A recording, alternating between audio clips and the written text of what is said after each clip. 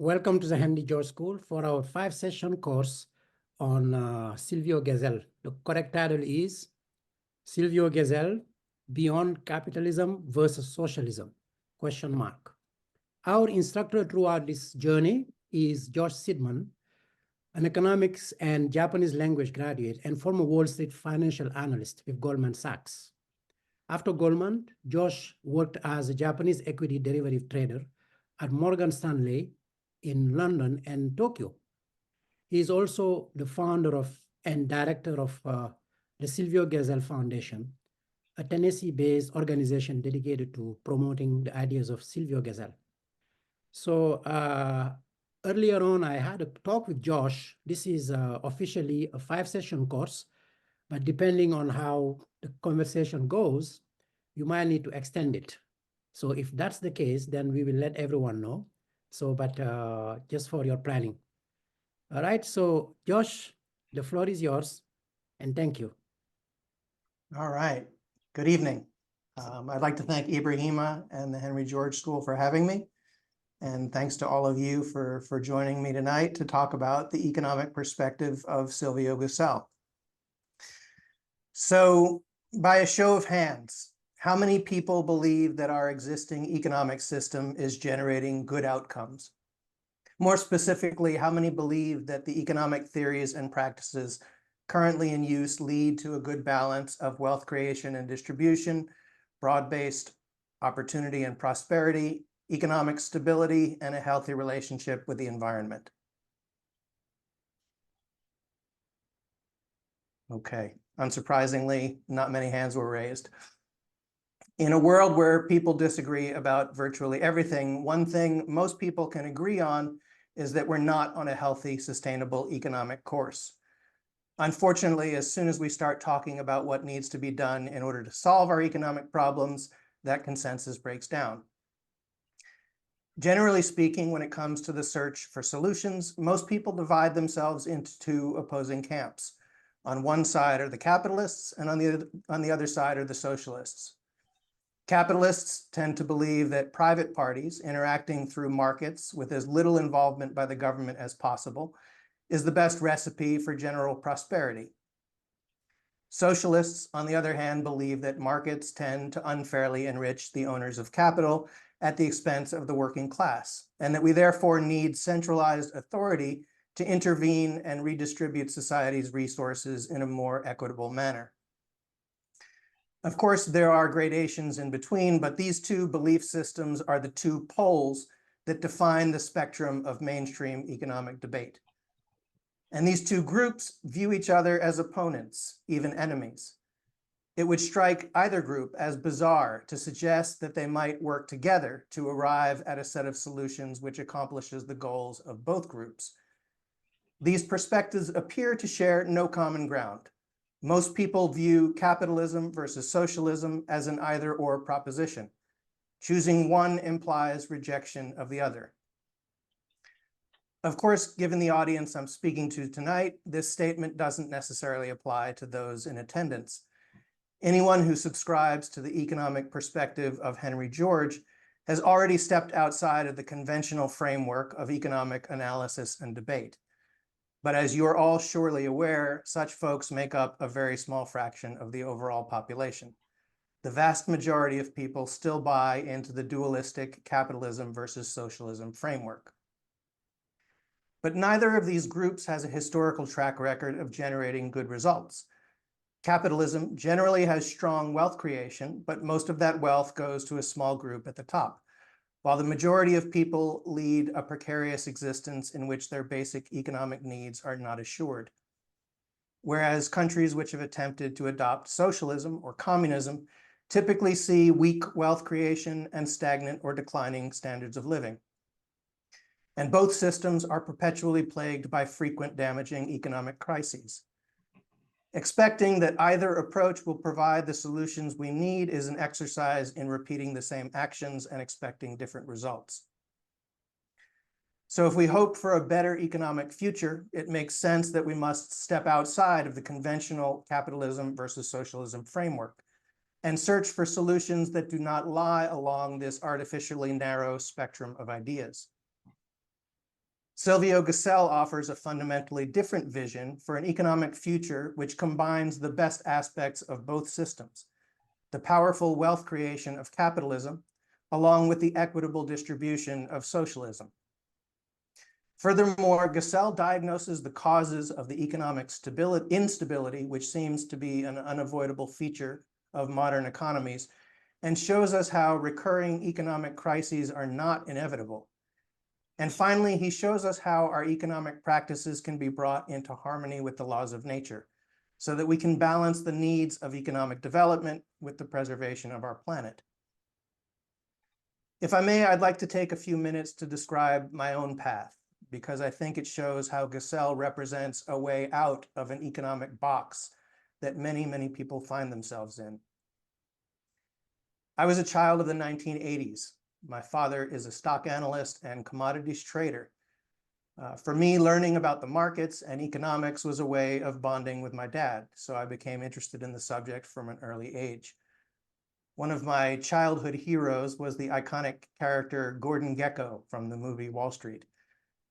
As I started my journey in economics, I subscribed to his famous motto, "Greed is good."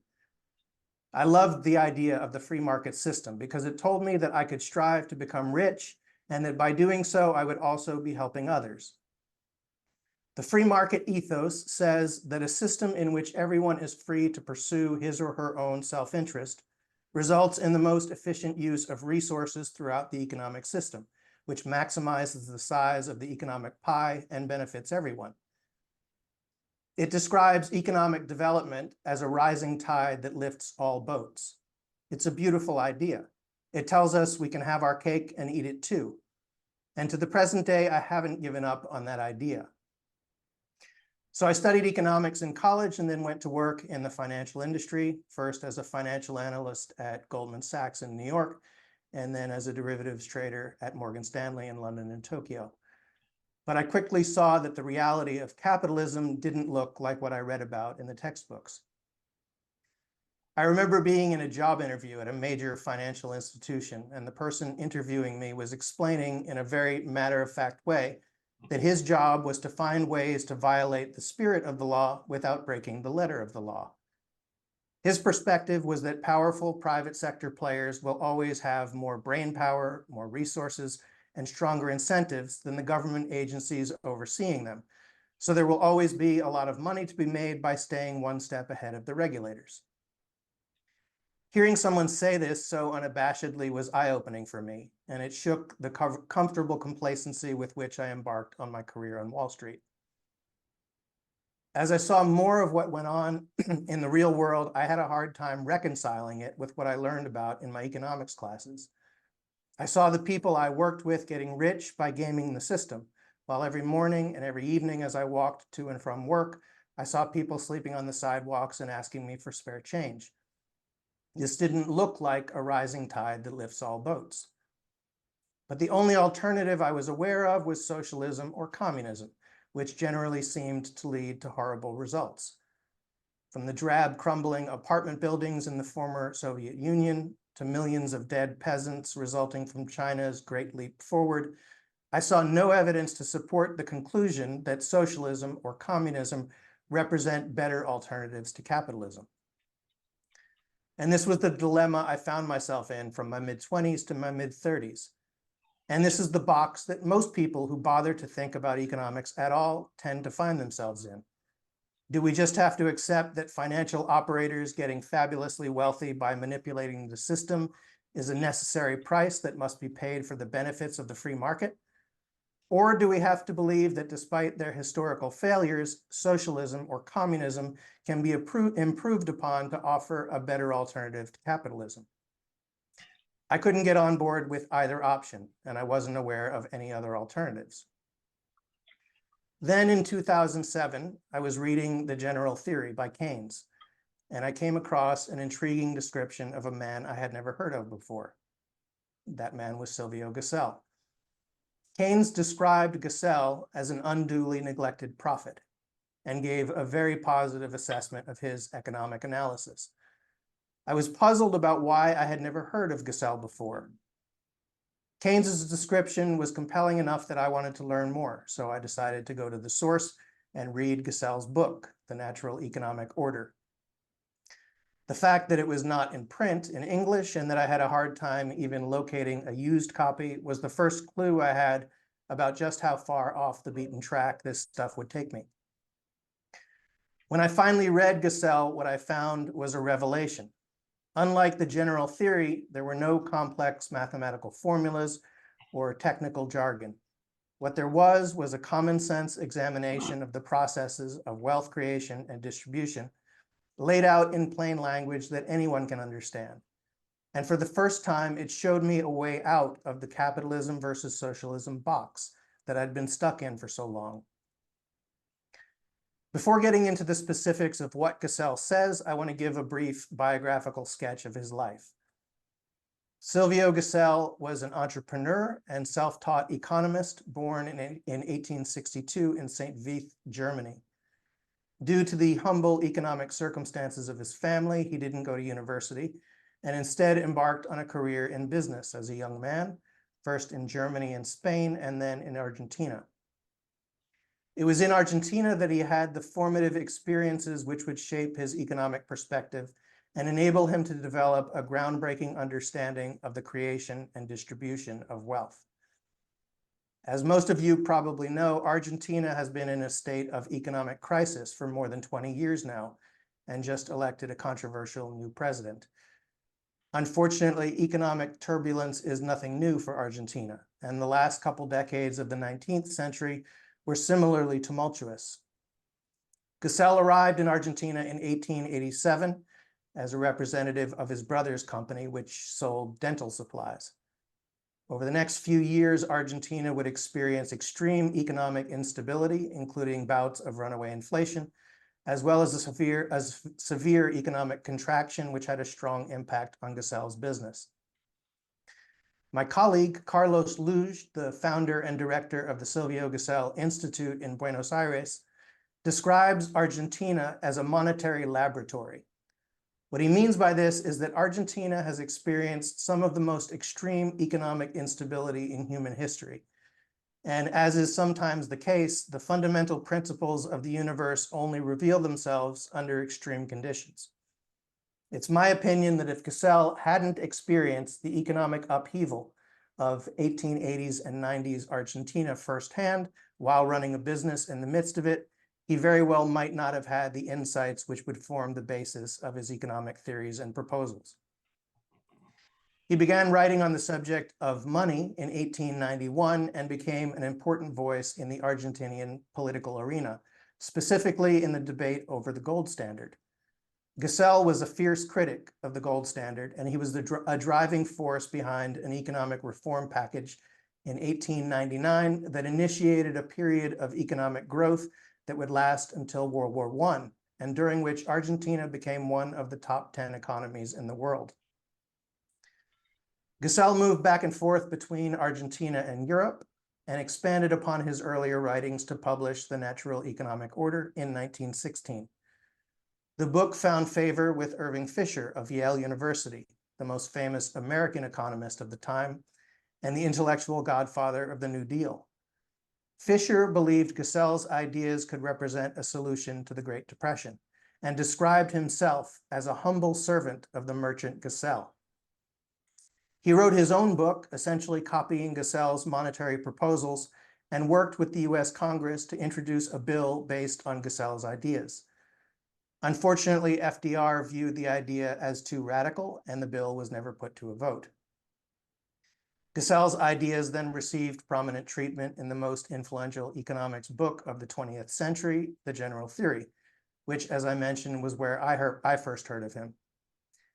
Keynes spent 5 pages discussing Gesell's analysis, and although he claims to have arrived at his ideas independently, it's hard not to believe that Gesell's thinking was an important influence on Keynes. A lot of people nowadays with a superficial knowledge of Gesell describe him as a Keynesian. This doesn't make any sense for a couple of reasons. First, Gesell died 6 years before The General Theory was published, and Keynes was 8 years old when Gesell first published his monetary proposals.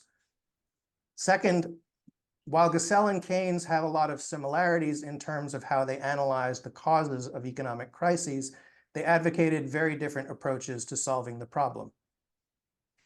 We'll take a closer look at the Keynes-Gesell connection in a later class. It's a fascinating topic, and there's been some very interesting scholarship done on the subject.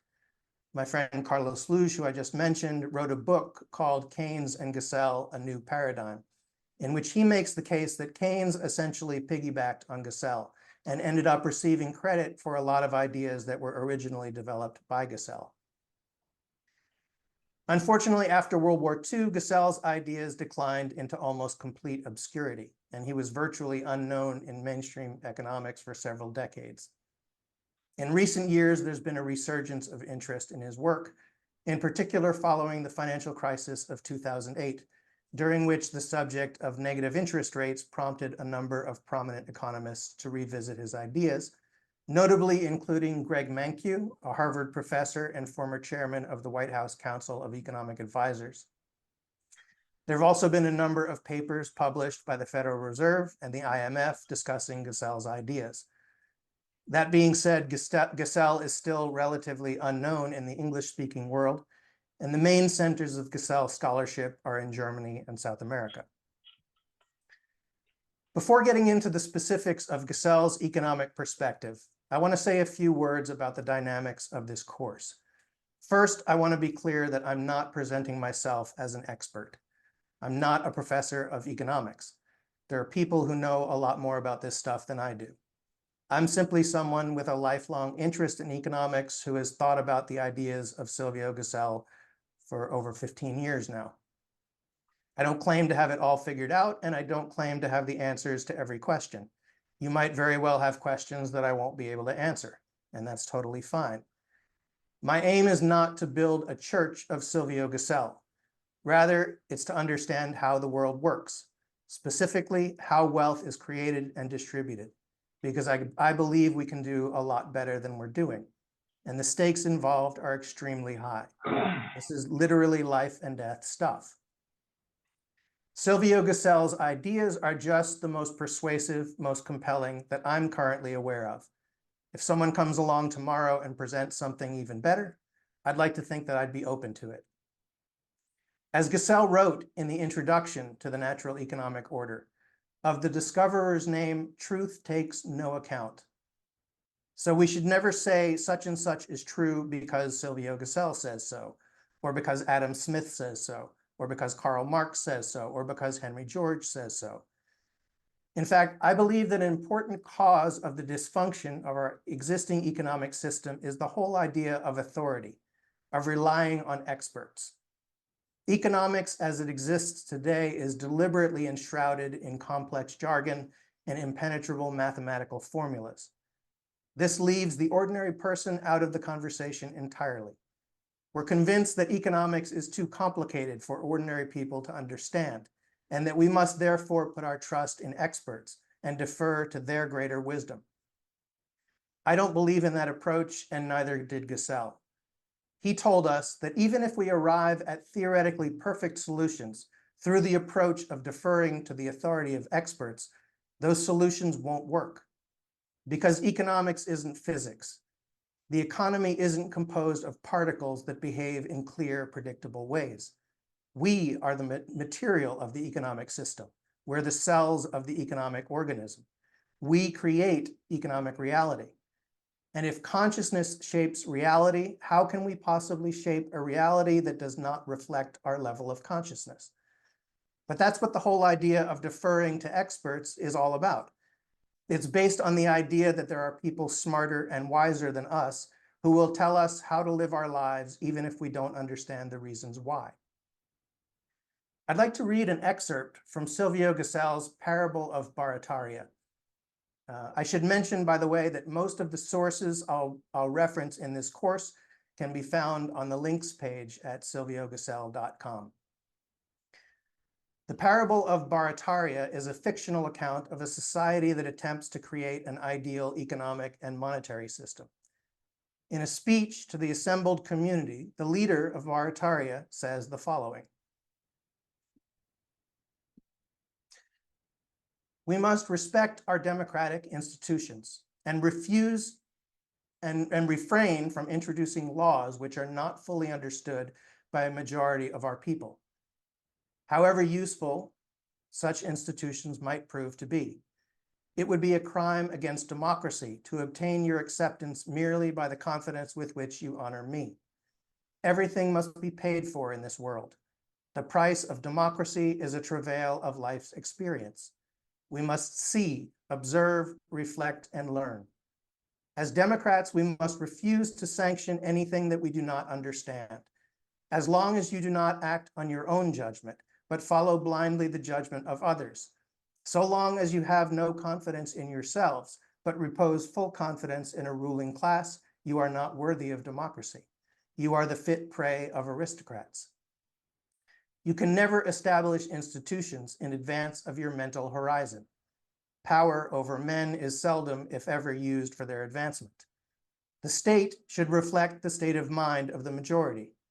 You must learn to examine everything for yourselves and reach the best decisions of which you're capable. That may not give you ideal government, but it will give you the government you deserve. Do not aim at institutions beyond your mental capacity. So Gesell is telling us to beware of experts, even him. Because even if the experts are wise and well-intentioned, the solutions they come up with will not work unless the members of the community understand them. It's a bottom-up rather than a top-down approach for solving our problems. And it says that any idea that is adopted on the basis of authority will fail, regardless of the theoretical merits of the idea. Only when we have all fully thought through the ideas for ourselves and adopted them based on our own understanding and judgment will they have a chance of succeeding.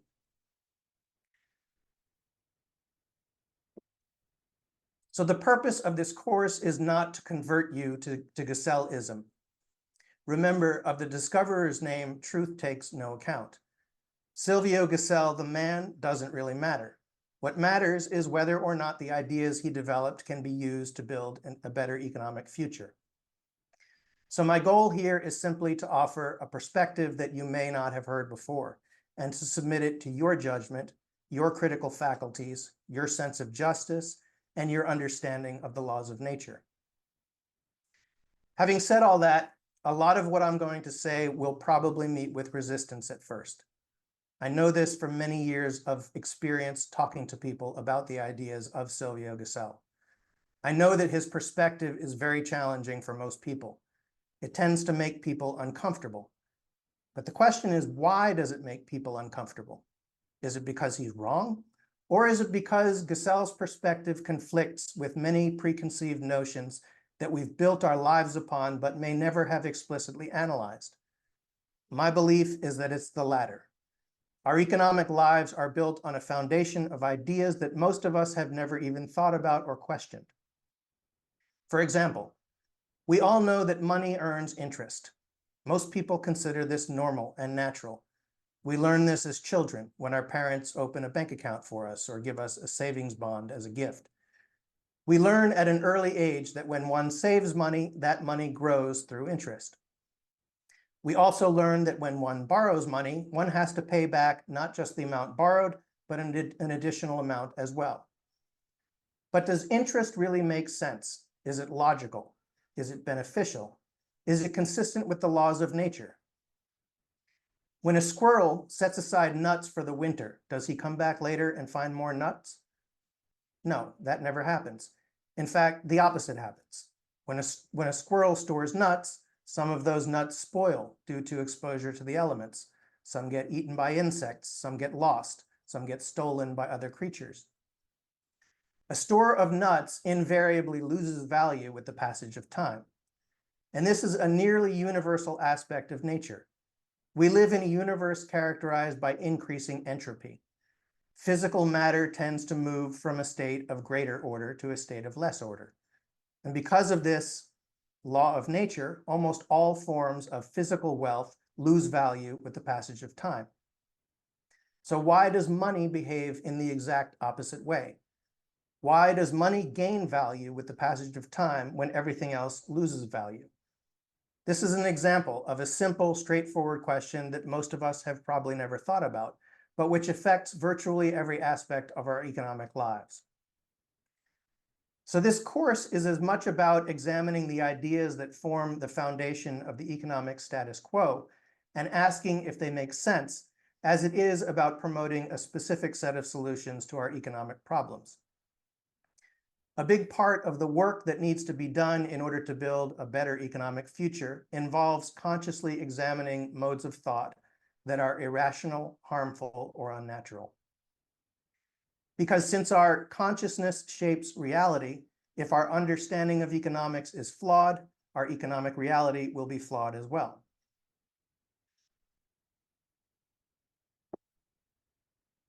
There are very few new ideas that one needs to learn in order to understand the Gessellian perspective. Most of the work that needs to be done in order to grasp Gesell's viewpoint is to discard preconceived notions that don't hold up to logical scrutiny or that are not consistent with the laws of nature. But this is not an easy or comfortable process. I can tell you in advance that a lot of what I'm going to say is going to bring up questions, doubts, or even discomfort.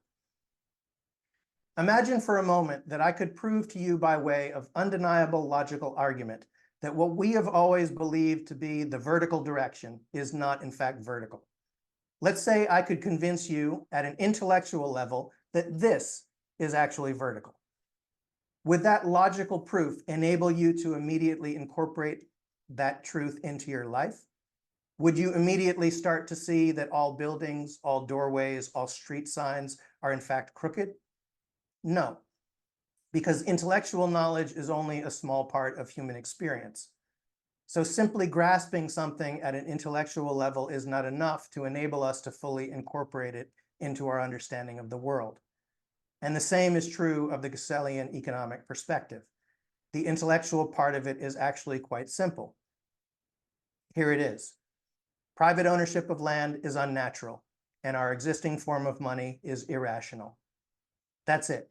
That's the whole Gessellian perspective. The rest of it is all thinking through the ramifications of these two ideas. But simply convincing people of those two things at an intellectual level is only part of what's needed in order for them to be able to incorporate the Gessellian perspective into their understanding of the world, because we have a lifetime of experiences standing in the way. Every crooked door frame will still look straight a minute, an hour, or a day after I demonstrate logically that it's not. And that's essentially the case I'm making regarding economics. Due to some fundamentally flawed ideas which form the foundation of our economic lives, every single structure built on that foundation is crooked.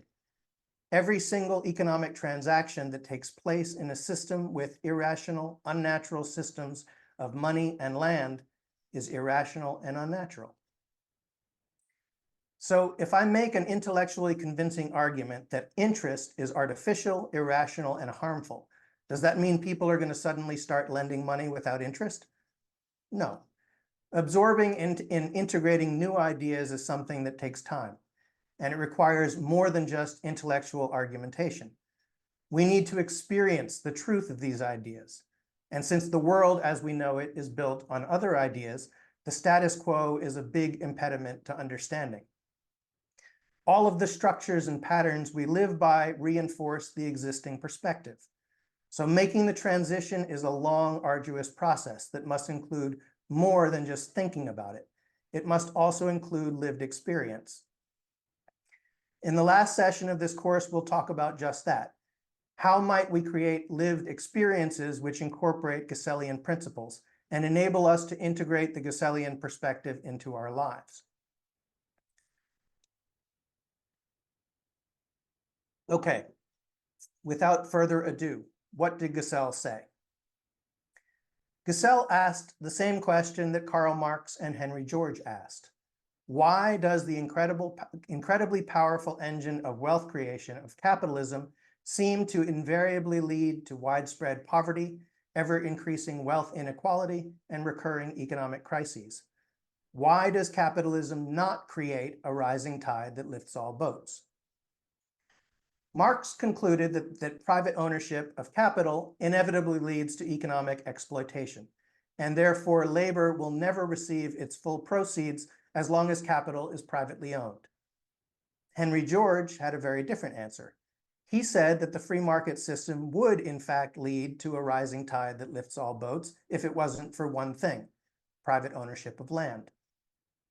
He was a believer in the free market system, but he saw that private land ownership causes much of the wealth created by capitalism to flow into the pockets of landowners instead of raising the living standards of the working class. Silvio Gesell agreed with Henry George's analysis of the land problem. However, he believed that George's diagnosis of the causes of our economic problems was incomplete. Gesell adds another dimension to Henry George's explanation of the causes of economic dysfunction.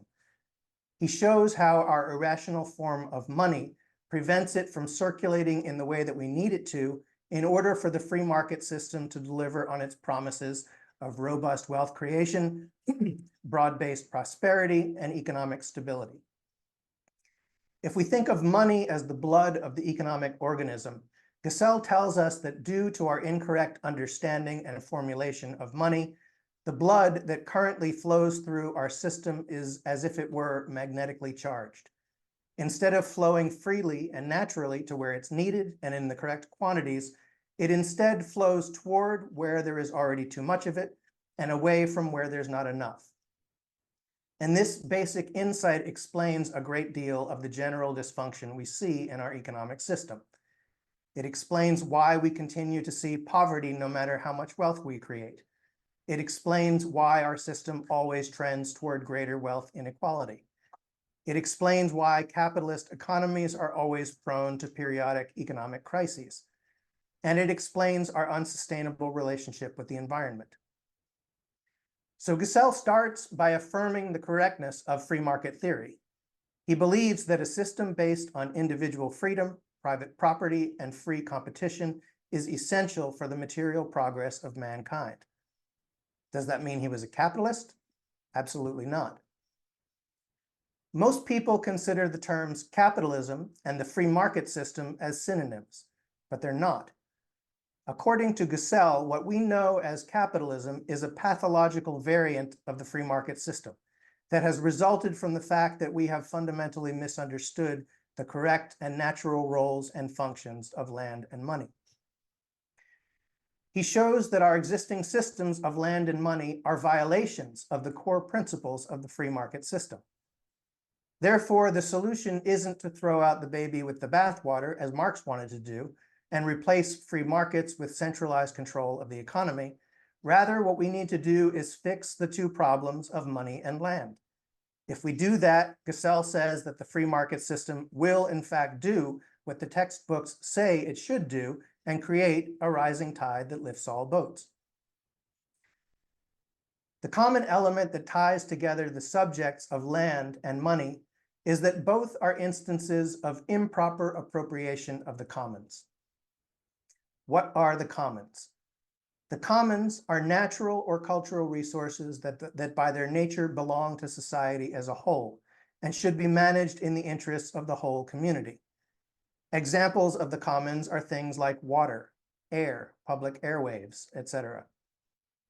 They're things that no private individual creates and therefore cannot be held as private property without doing grave harm to the community. I'm sure I don't need to explain why it would be unacceptable to allow anyone to privatize air. Gesell tells us that money and land, properly understood, should be considered as parts of the commons. And he furthermore shows that this is completely consistent with the concepts of private property and free markets.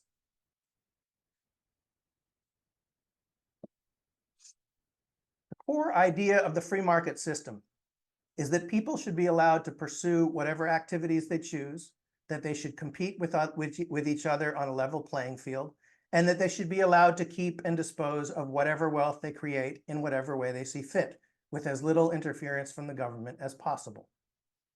But money and land, properly understood, are not wealth.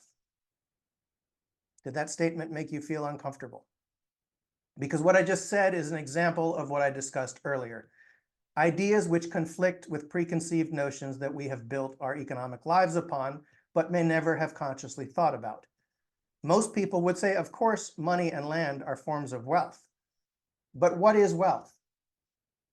It turns out that's not such a simple question. Is gold wealth? Is a tree wealth? Is water wealth? In order to answer those questions, we first need to agree on a definition of the word wealth. Adam Smith defined wealth as the possession of useful and transferable material objects whose acquisition or production implies labor. Personally, I think that's a pretty good definition, although we could have a whole discussion about how best to define wealth. Unfortunately, we don't have time for that tonight. If we use Smith's definition, gold, which has been dug out of the ground and given the form of bars or jewelry, is wealth because it's useful, transferable, material, human labor has been expended to produce it, and someone possesses it. But what about gold still buried in the ground? Is that wealth? Gold buried in the ground does not fulfill Smith's definition because no human labor has been expended to produce it. What about water? Well, once again, it depends. Water flowing in a river is not wealth, according to Smith's definition, but bottled water is wealth. What about land and money? Does human labor create land and money? No. But perhaps an even more significant way in which money does not fulfill the definition of wealth is in whether or not it is useful. So now we need to define the word useful. Again, most people would immediately object to the statement that money is not useful, but I would argue that this is a correct and accurate statement. What does the word useful mean? It means something that directly fulfills a human need. Food is obviously useful. Clothing is useful. A house is useful. But what direct use does money have? If I give you a $100 bill, what direct use can you get from it without exchanging it for something else? I suppose you could burn it to warm yourself for 3 or 4 seconds, but other than that, a $100 bill has no direct usefulness. Money is obviously very important, but that doesn't mean it's useful or that it's wealth. From a Gessellian perspective, money is not wealth. It's a means with which to effect the exchange of wealth. But wealth and the means to exchange wealth are not the same thing. But to the conventional way of thinking, what's more universally thought of as wealth than land and money? Allowing the commons to be privately owned and treated as wealth rather than as vital public resources which should be viewed as naturally belonging to society as a whole is irrational and harmful. Improper appropriation of the vital public resources, land and money, gives rise to the phenomenon of unearned income. This means that wealth flows into the pockets of people who have not contributed to the creation of that wealth.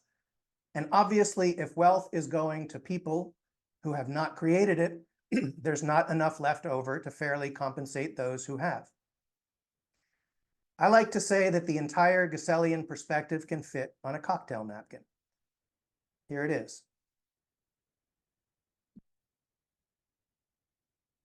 If you receive income without creating wealth, someone else is creating wealth without receiving income. That's the whole Gessellian perspective. Really, that's the whole thing. Appropriation of the commons results in certain members of society receiving unearned income. They receive wealth they have not created. And if some people receive wealth they haven't created, obviously the people who did create it can't receive the full amount of wealth they've created. It's really that simple. The rest is all elaboration of this basic idea.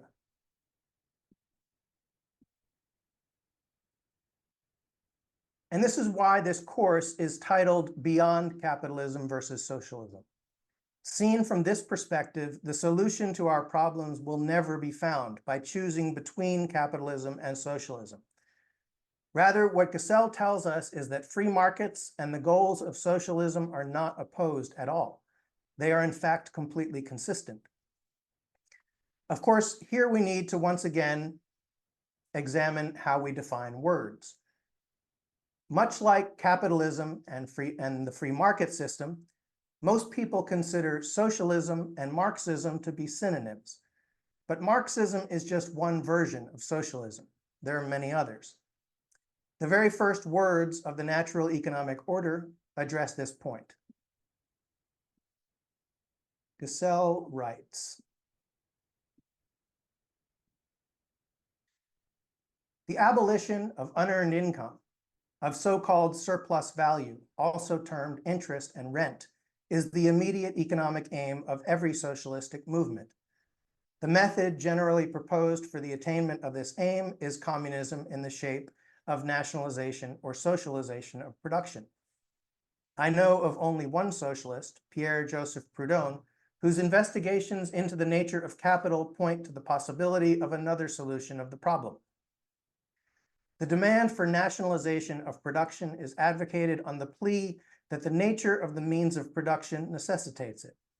It is usually asserted offhand as a truism that ownership of the means of production must necessarily in all circumstances give the capitalist the upper hand when bargaining with the workers about wages, an advantage represented and destined eternally to be represented by surplus value or capital interest. No one except Proudhon was able to conceive that the preponderance now manifestly on the side of property can be shifted to the side of the dispossessed, the workers, simply by the construction of a new house beside every existing house, of a new factory beside every factory already established." So if we can agree that Marx doesn't define socialism, but is just one type of socialism, and that what actually defines socialism is the goal of enabling workers to receive the full proceeds of their labor, then what Gesell tells us is that communism will never achieve that goal. Rather, the only way for workers to receive the full proceeds of their labor is through the perfection of the free market system. So this completely upends the whole framework of economic debate, which sees free markets and socialism as opposed and mutually exclusive alternatives. Gesell tells us that they are entirely consistent and compatible. So to return for a moment to my own journey, I first encountered these ideas in 2007 when I was in my mid-30s. Gesell's analysis made complete sense to me, but I asked myself how I had never heard of any of this before. How did I do a degree in economics and work in the financial industry without ever hearing the name Silvio Gesell? I assumed at first that I must be missing something. There must be some fly in the ointment that I wasn't seeing. Because if the truth was really that simple, I would have heard of this guy before. So the first thing I did was make a trip back to my college, Union College in Schenectady, New York, to meet with my favorite economics professor. This was a guy who I had enormous respect for. I took every course he offered. Surely he would be able to help me sort all of this out. So we sat down 15 years or so after I'd last seen him, and I started telling him about reading The Natural Economic Order. I asked him why I had never heard of Silvio Gesell before. And much to my surprise, he told me that he hadn't heard of Silvio Gesell before either. This was the second clue I got about how far off the beaten track this stuff would take me. For the next several years, I kept looking for someone to enlighten me. What was I missing about Silvio Gesell's perspective? Because if his arguments were correct, it just didn't make sense that no one knows about him. So I started writing articles about Gesell and tried to talk about his ideas to anyone who would listen. And every time I came across a mention of him in print or online, I would try to get in touch with the writer in the hopes that they could enlighten me. In just one example, when I saw Greg Mankiw, the Harvard professor and chairman of the White House Council of Economics Advisors, mention Gesell, I wrote him an email. He was kind enough to reply. I'll read you his email in its entirety. "Dear Josh, I'm afraid that I cannot help out here. You're right that Gesell has largely faded into obscurity. I do not know of anyone to point you toward. Greg." For years, I kept writing and reaching out to people, expecting that someone would finally show me the problem with Gesell's analysis, point out to me the flaw that I wasn't seeing. But up to today, that still hasn't happened. And with every year that passes, my level of confidence grows that there isn't a flaw, and that the world just hasn't yet grasped the truth of what Gesell showed us. And finally, just to bring my own story up to the present day, after 10+ years of shouting into the void, about 4 years ago, I finally made contact with an international network of Gesell advocates and researchers. As I'd been doing for years, I wrote an email to a German economist named Werner Oncken, who has written extensively about Gesell. One of his associates immediately responded to my email, and she put me in touch with the Silvio Gesell Institute in Argentina, since I live in South America and speak Spanish. I then started working with both groups, the Germans and the Argentinians, at first with translating and proofreading. And over time, it became clear to me and to them that there's a need for an English language hub for all things Gesell related. And since no one else was doing it, I decided, well, I guess I'll do it. And that's how the Silvio Gesell Foundation came into existence. I hope that it will become a center for English language Gesell scholarship and advocacy. I invite all of you to check out our website at silviogesell.com. There you'll find a lengthy list of links, books, articles, videos, as well as our own Substack newsletter, YouTube channel, Twitter, Reddit, etc. So that's everything I wanted to talk about today. To conclude, I'd just like to give you a preview of what's to come in the coming weeks. Starting next time, we'll delve into Silvio Gesell's analysis of money. We'll start with the basic question of what money is and what it does, and we'll proceed step by step to show how our improperly conceived form of money gives rise to many of the big picture problems which have plagued economies for thousands of years.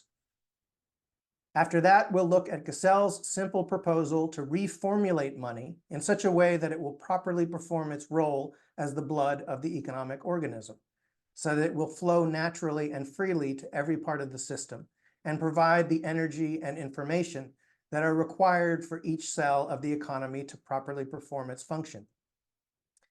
After that, we'll look at Silvio Gesell's analysis of land ownership, because while he analyzed the problem the same way Henry George did, he proposed a different solution.